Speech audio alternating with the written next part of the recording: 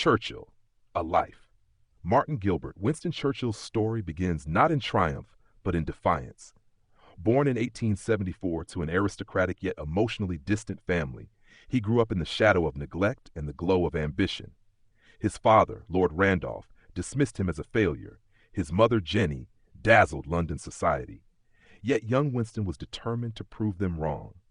From the moment he entered Sandhurst and rode into the British Army, he burned with one desire: to make his mark on history. He sought adventure where others fled from it. In India, in the Sudan, and during the Boer War, where his daring escape from a prisoner of war camp made him a national hero. That fame carried him into Parliament before the age of 30. Churchill's early years in politics were marked by boldness and contradiction, crossing party lines, warning of dangers unseen, and defying the cautious.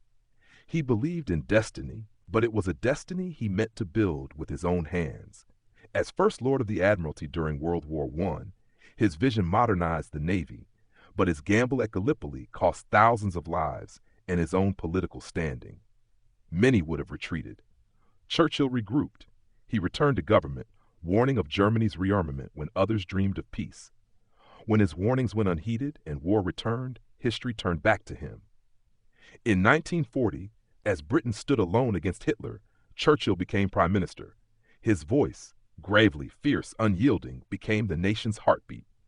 We shall never surrender, he vowed, and through the Blitz, through fire and rubble, he carried Britain with his words. Martin Gilbert shows a man both lion and human, brilliant, erratic, deeply emotional.